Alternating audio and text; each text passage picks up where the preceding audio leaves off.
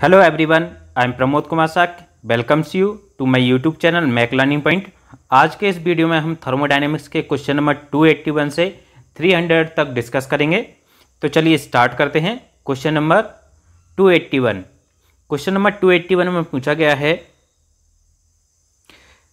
What should be the limitation of hot and cold reservoir temperatures if two temperature machines pumps heat into hot reservoir as well as cold reservoir and work is done on the system।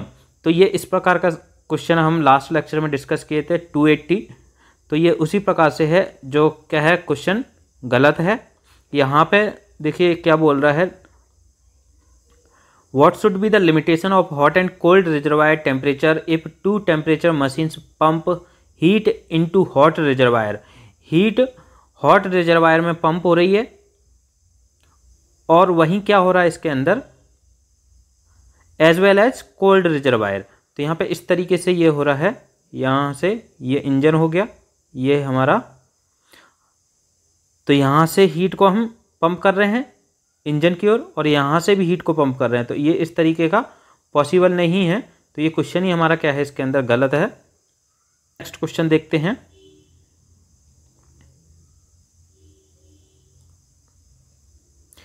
Next question है 282।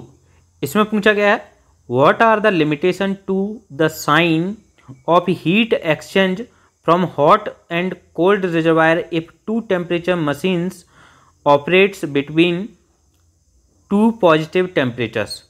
अगर two temperature machine, दो temperature के बीच में एक machine work कर रही है इस तरीके से, ठीक है। तो ये जो टेम्परेचर हैं वो कैसे हमारे पॉजिटिव टेम्परेचर्स हैं।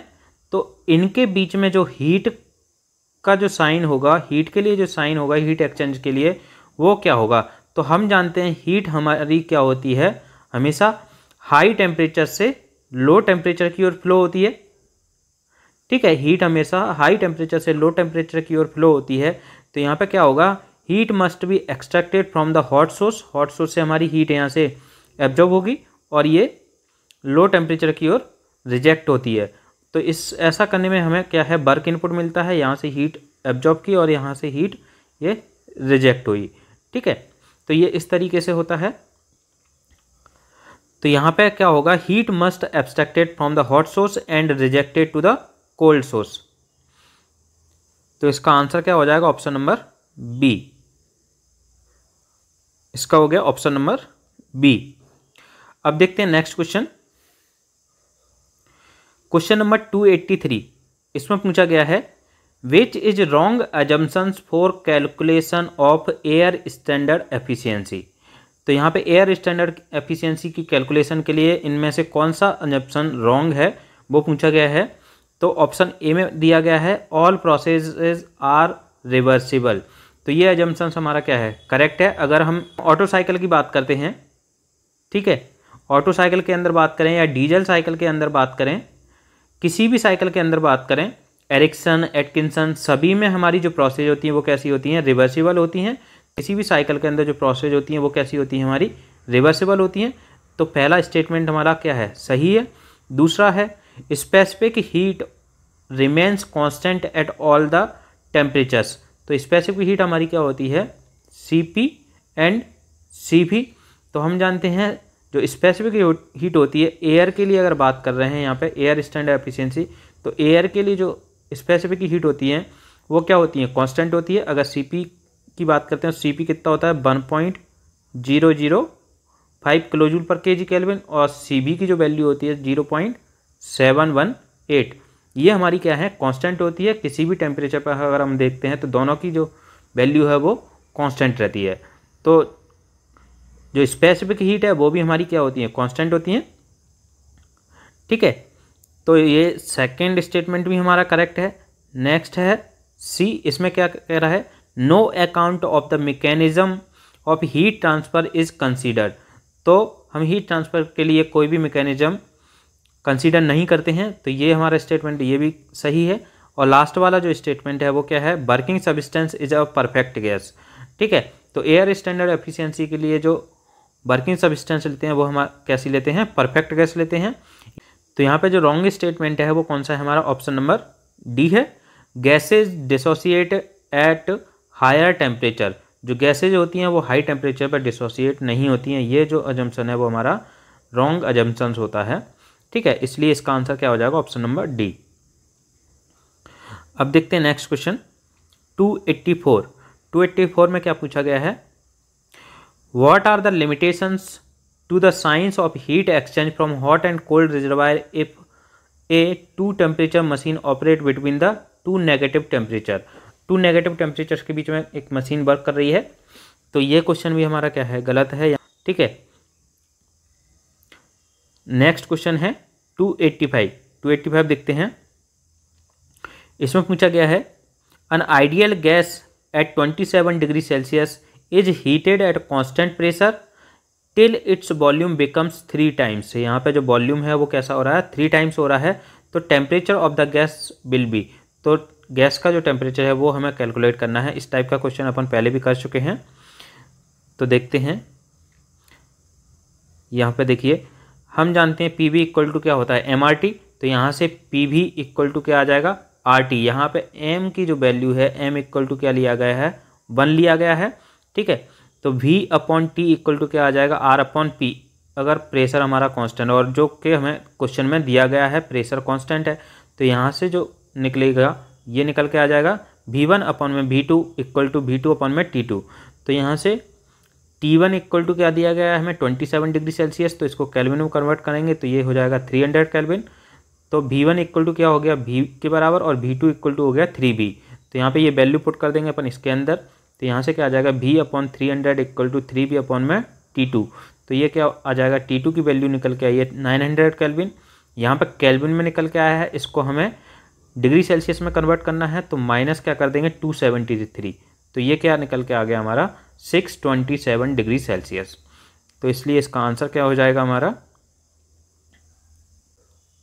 Option number C, 627 degree Celsius. अब देखते हैं नेक्स्ट क्वेश्चन 286। इसमें पूछा गया है according to Peltier Thomson effect. तो पेल्टियर थॉम्सन इफेक्ट के बारे में पूछा गया है। पेल्टियर थॉम्सन इफेक्ट देख लेते हैं पहले कि पेल्टियर थॉम्सन इफेक्ट होता क्या है। ये है पेल्टियर थॉम्सन इफेक्ट। इसका स्टेटमेंट क्या है, the phenomena of evolution and absorption of heat along with the length of the conductor on passing the current through it when its two ends are kept at different temperature. जब हम इसके दोनों ends को अलग अलग temperature पर रखते हैं, यहाँ पे ये टेम्परेचर T2 है, यहाँ पे टेम्परेचर T1 है, ठीक है। और ये जो पॉइंट है ये हमारा क्या है, हॉट जंक्शन है, और ये जो पॉइंट है वो हमारा कोल्ड जंक्शन है। यहाँ पे टेम्परेचर हाई है, यहाँ पे टेम्परेचर लो है, ठीक है। ये दो जंक्शन बनते हैं इसके अंदर। तो इसमें जब हम करंट पास करते हैं, यहाँ से अगर करंट पास करेंगे तो यहाँ से क्या होगा, हीट का एवोल्यूशन होगा। यहाँ इस पॉइंट पर हीट का एवोल्यूशन होगा, और यहाँ पे क्या होगा, हीट एब्जॉर्प्शन होगा, हीट रिजेक्ट होगी यहाँ पे। तो इसीलिए ये जो जंक्शन है, ये जो पॉइंट है वो हमारा क्या बन रहा है, कोल्ड जंक्शन बन रहा है, ठीक है। तो ये किस में होता है, along the entire length of the conductor. अगर अपन यहाँ पे कंडक्टर यूज कर रहे हैं तो कंडक्टर की लेंथ के अलोंग होता है, ठीक है। अगर इसको दूसरे वर्ड्स में अगर देखते हैं, दूसरे वर्ड में देखेंगे तो ये क्या है, when two dissimilar metals are heated at one end. अगर दो डिसिमिलर मेटल्स को हम हीट करते हैं, दो मेटल्स को हमने इस प्रकार से ज्वाइन किया कि यहाँ पे दो जंक्शन बनते हैं। अगर हम दोनों मेटल्स को इस प्रकार से गर्म करते हैं, हीट करते हैं, यहाँ से हमने हीट दी यहाँ पे, और यहाँ पे क्या होगा, हमें हीट रिजेक्ट होगी। फिर यहाँ हम हीट सप्लाई कर रहे हैं और यहाँ पे क्या होगी, हीट रिजेक्ट होगी, ठीक है। तो ये जो दोनों पॉइंट हैं वो हमारे क्या हो गए, डिफरेंट डिफरेंट टेम्परेचर पर। यहाँ पे हाई टेम्परेचर हो गया, यहाँ पे लो टेम्परेचर हो गया। तो दोनों जो जंक्शन है वो हमारे डिफरेंट टेम्परेचर पे हैं। तो इसके अंदर क्या होगा, एक EMF जनरेट होता है, एक EMF डेवलप होता है। जो EMF क्या होता है, EMF इस टेम्परेचर डिफरेंस के डायरेक्टली प्रोपोर्शनल होता है। तो EMF is directly proportional to the temperature difference delta T, या फिर इसको T1 माइनस T2 कहेंगे, ठीक है। Temperature difference T1 minus T2। EMF हमारा डायरेक्टली प्रोपोर्शनल होता है टेम्परेचर डिफरेंस के। तो ये हमारा क्या कहलाता है, पेल्टियर थॉम्सन इफेक्ट।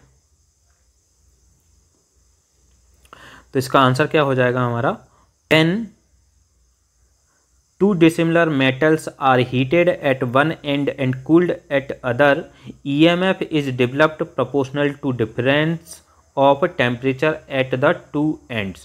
तो ऑप्शन नंबर सी हमारा क्या हो जाएगा, इसका करेक्ट हो जाएगा। अब देखते हैं नेक्स्ट क्वेश्चन 287। इसमें पूछा गया है all diesel cycle except slow speed engine use following cycle. तो जितने भी डीजल साइकिल हैं उनमें हम मिक्स्ड साइकिल या डुअल साइकिल का यूज करते हैं, लेकिन जो स्लो स्पीड इंजन्स होते हैं उनमें हम डीजल साइकिल का यूज करते हैं, और जो हाई स्पीड इंजन्स होते हैं, ठीक है, और जो हाई स्पीड इंजन होते हैं उनमें हम किसका यूज करते हैं, डुअल साइकिल या मिक्स्ड साइकिल का यूज करते हैं। ये इस टाइप का क्वेश्चन हम पहले भी डिस्कस कर चुके हैं इससे पहले वाले लेक्चर में। तो इसका आंसर क्या हो जाएगा, ऑप्शन नंबर डी। नेक्स्ट है 288। इसमें पूछा गया है second law of thermodynamics defines. तो सेकेंड लॉ ऑफ थर्मोडायनेमिक्स हमारा किसको डिफाइन करता है, एंट्रोपी को डिफाइन करता है, ठीक है। तो इसलिए इसका आंसर क्या हो जाएगा, ऑप्शन नंबर ए।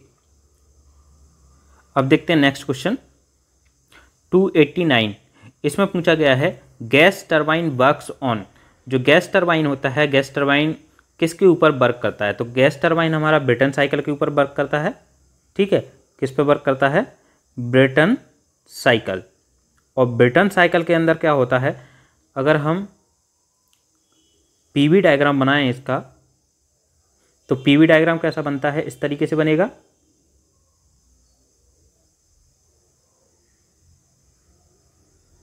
यहां से ये 1 हो गया, ये 2 हो गया, 3 हो गया, और ये 4। यहाँ पे ये इस तरीके से। तो यहाँ पे क्या हो रहा है, देखो ये 2 से 3 जो प्रोसेस है वो हमारी क्या है, यहाँ 2 से 3 प्रोसेस के ऊपर क्या होता है, हीट एडिशन होता है, और यहाँ पे हीट रिजेक्शन होता है। ये यहाँ पे क्या हो रहा है, हीट रिजेक्शन, और यहाँ पे हीट एडिशन। तो दोनों हमारे किस पे हो रहे हैं, कांस्टेंट प्रेशर के ऊपर। प्रेशर यहाँ पे क्या है, कांस्टेंट है, तो कांस्टेंट प्रेशर पर ही हीट एडिशन होता है और कांस्टेंट प्रेशर पर ही हीट रिजेक्शन होता है। बाकी की जो 2 प्रोसेस हैं वो आइसेंट्रोपिक प्रोसेस हैं। तो यहाँ पे दोनों हीट एडिशन और हीट रिजेक्शन कांस्टेंट प्रेशर पर होता है, इसलिए इसको हम क्या कहते हैं, कांस्टेंट प्रेशर साइकिल कहते हैं। तो इसलिए इसका आंसर क्या हो जाएगा, ऑप्शन नंबर ए, constant pressure cycle. Option number ए, कांस्टेंट प्रेशर साइकिल। नेक्स्ट है 290 में पूछा गया है cycle used in thermal power plants is. तो थर्मल पावर प्लांट का मतलब होता है steam power plant. Thermal power plant मतलब स्टीम पावर प्लांट, ठीक है। तो स्टीम पावर प्लांट में हमारा कौन सा साइकिल यूज किया जाता है, रैंकाइन साइकिल। तो इसका आंसर क्या हो जाएगा, ऑप्शन नंबर सी। अब देखते हैं नेक्स्ट क्वेश्चन 291। इसमें पूछा गया है substance is flowing in a pipe of 200 mm inside diameter at an average velocity of 3 metre पर सेकेंड। तो किसी एक पाइप में जिसकी डायमीटर 200 mm दी गई है इनसाइड डायमीटर, तो एवरेज वेलोसिटी 3 मीटर पर सेकेंड पर फ्लो होता है। At the given section of the pipe line the pressure is 1.5 mega newton पर मीटर स्क्वायर। प्रेशर कितना दिया गया है किसी क्रॉस सेक्शन पर, 1.5 मेगा न्यूटन पर metre square. What is the flow work of 0.5 cubic metre expressed in joule passing this section. तो उस सेक्शन से अगर हमारा फ्लूइड पास कर रहा है, ठीक है, कितना पास कर रहा है, 0.5 क्यूबिक मीटर। ये कितना दिया है हमारा, क्यूबिक मीटर मतलब ये 0.5 मीटर क्यूब। तो यहाँ पे ये क्या है, हमारा वॉल्यूम दिया गया है, स्पेसिफिक वॉल्यूम, ठीक है। तो इसके अंदर हमें निकालना है फ्लो वर्क क्या होगा, फ्लो वर्क कितना होगा, ठीक है। तो सबसे पहले समझते हैं कि फ्लो वर्क होता क्या है। यहां पे देखिए, flow work is basically defined as the work which will needed in order to maintain a continuous flow through a control volume, flow work could be seen in a control volume system. Flow को continuous रखने के लिए जो work किया जाता है उसी को हम क्या कहते हैं, फ्लो वर्क कहते हैं। यहाँ पे वर्क इक्वल टू क्या हो जाएगा, फोर्स इनटू में लेंथ, और यहाँ पे फोर्स क्या होता है, प्रेशर इनटू में एरिया, और इनटू में ये लेंथ, तो यहाँ पे एरिया इनटू लेंथ क्या हो गया, प्रेशर इनटू वॉल्यूम। तो ये हमारा क्या होता है यहाँ पे, फ्लो वर्क। अगर हम यहाँ पे देखते हैं, ये हमारा कंट्रोल वॉल्यूम हो गया, तो इसके अंदर अगर फोर्स लग रहा है तो यहाँ जो फ्लूइड की लेयर होगी, इसके अंदर जो एक लेयर है वो दूसरे लेयर के ऊपर फोर्स अप्लाई करती है, जिससे फ्लो हमारा क्या है, कंटिन्यूस बना रहे। ठीक है, यहाँ पे अगर ये फ्लूइड की लेयर अलग अलग रहती हैं तो ये जो लेयर है दूसरी लेयर के ऊपर एक फोर्स अप्लाई करती है, जिसके कारण जो फ्लो है वो हमारा कंटिन्यूस बना रहता है। यहाँ से जो फ्लो हो रहा है वो कंटिन्यूस फ्लो होता रहता है। तो इस तरीके से हमारा फ्लो वर्क काम करता है। तो यहाँ पे हम वैल्यू पुट करते हैं, फ्लो वर्क क्या हो गया, W इक्वल टू हो गया P इंटू में V। प्रेशर हमारा कितना दिया गया था, 1.5 मेगा न्यूटन पर मीटर स्क्वायर, इंटू में वॉल्यूम कितना दिया गया था, 0.5 मीटर क्यूब। तो यहाँ पे मेगा न्यूटन को अपन कन्वर्ट करेंगे तो 1.5 इंटू में 10⁶ न्यूटन पर मीटर स्क्वायर, इंटू में ये मीटर क्यूब। तो यहाँ से मीटर क्यूब से ये कैंसिल हो जाएगा, यहाँ पे क्या बचेगा, मीटर। तो ये क्या आ जाएगा, न्यूटन मीटर। और न्यूटन मीटर किसके बराबर होता है, जूल के बराबर होता है। तो यहाँ पे क्या आ गया, ये 75,000 जूल। ठीक है, तो इसका आंसर क्या हो जाएगा,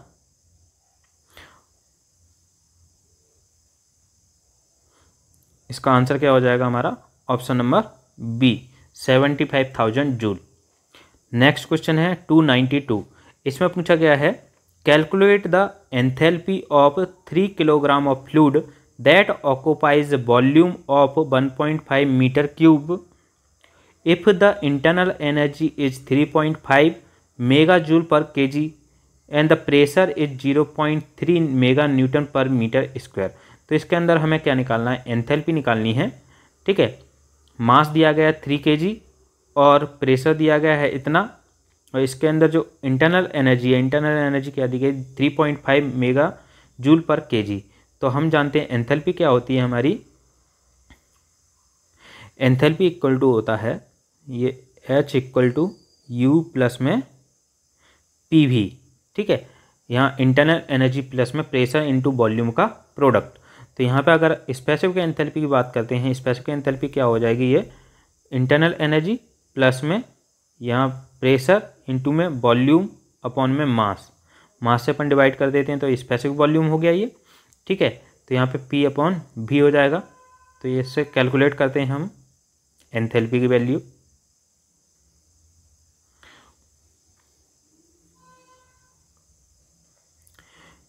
यहाँ पे देखिए एंथैल्पी इक्वल टू होता है H equal to U plus PV। Specific enthalpy हमारी ये हो जाएगी, यहाँ पे वैल्यू पुट करेंगे अपन।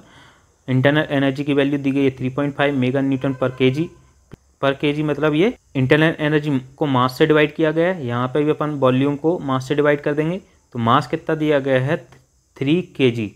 यहाँ पे प्रेशर की वैल्यू पुट कर दी 0.3 मेगा न्यूटन पर मीटर स्क्वायर, इंटू में यहाँ पे वॉल्यूम दिया गया है 1.5 मीटर क्यूब, अपॉन में मास कितना हो गया 3। तो इसको अपन कैलकुलेट करेंगे तो ये कितना हो जाएगा हमारा, यहाँ पे 3.5 प्लस में 0.15 मेगा जूल पर केजी। तो ये टोटल कितना आ जाएगा 3.65 मेगा जूल पर केजी। तो इसका आंसर क्या हो जाएगा, option number B, 3.65 mega joule. अब देखते हैं नेक्स्ट क्वेश्चन, क्वेश्चन नंबर 293। 293 में पूछा गया है, an isentropic process on TS diagram is represented by a. तो आइसेंट्रोपिक प्रोसेस को हम TS डायग्राम के ऊपर किस तरीके से रिप्रेजेंट करते हैं, अगर हम देखते हैं यहाँ पे TS डायग्राम,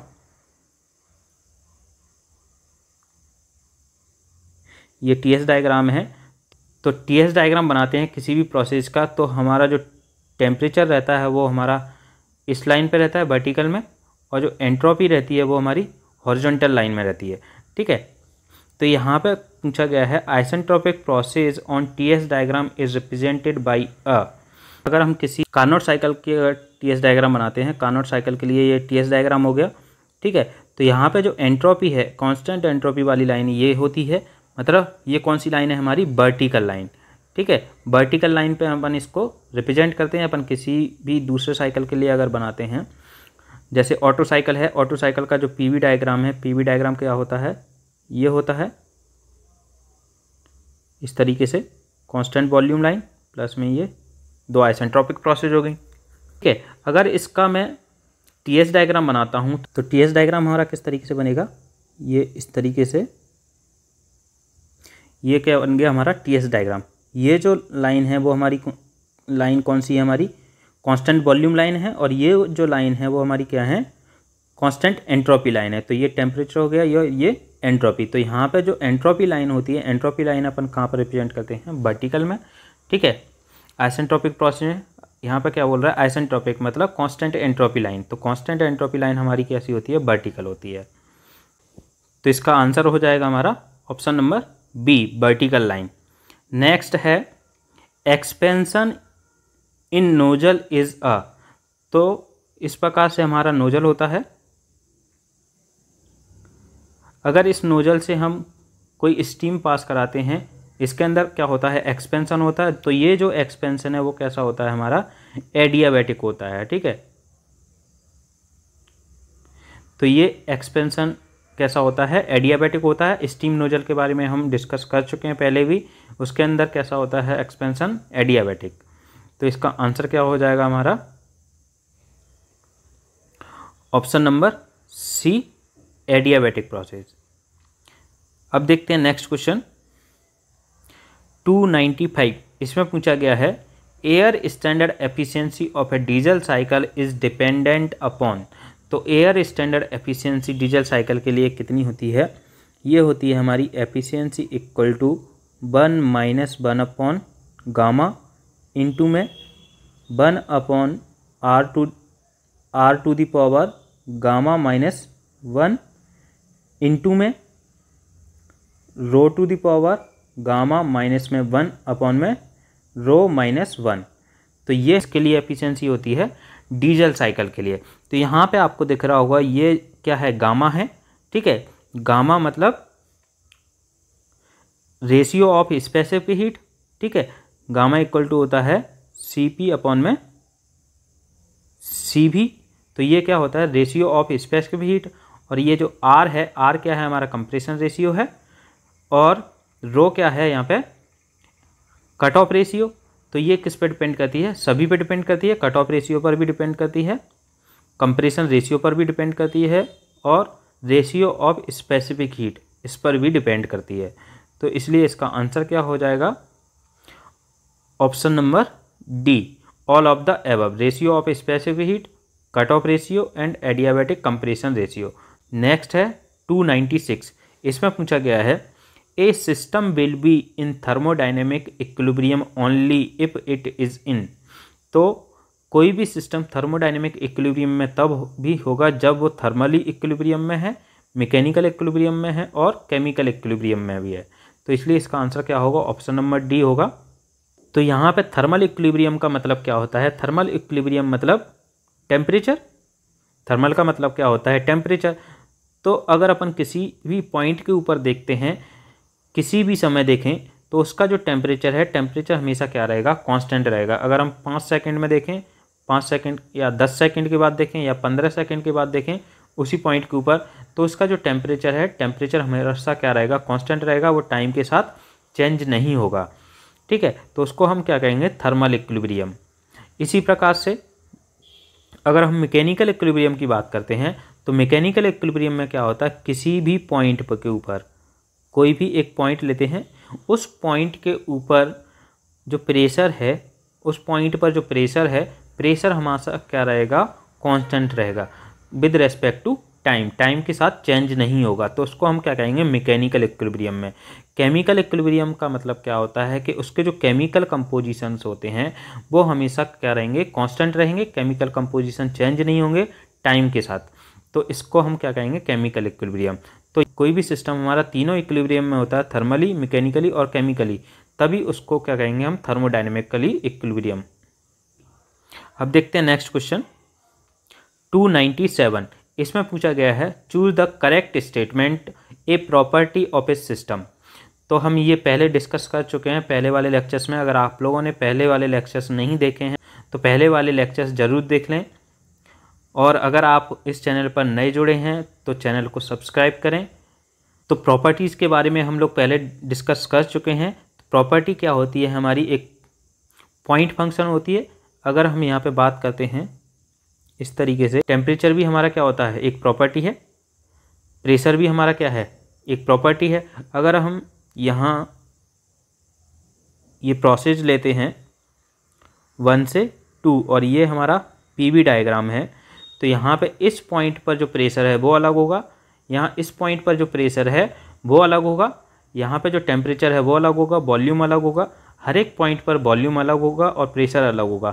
तो इसलिए प्रॉपर्टी जो होती है वो कैसी होती हैं, पॉइंट फंक्शन होती है, एक पॉइंट पर डिपेंड करती हैं, पाथ पर डिपेंड नहीं करती हैं। तो इसलिए इसका आंसर क्या हो जाएगा, ऑप्शन नंबर ई। अब देखते हैं नेक्स्ट क्वेश्चन। नेक्स्ट है हमारा 298। तो इसमें पूछा गया है entropy is called the property of the system because it has single value at each equilibrium state. तो एंट्रोपी की अगर हम बात करते हैं, यहाँ पे देखते हैं, ये टीएस डायग्राम बना के देखते हैं। ऑटो साइकिल के लिए बनाते हैं हम, अभी ऑटो साइकिल के लिए बनाया था हमने, ठीक है। तो ऑटो साइकिल की जो टीएस डायग्राम होता है वो इस तरीके से बनता है। तो यहाँ से 1 2 3 और ये 4 इस तरीके से।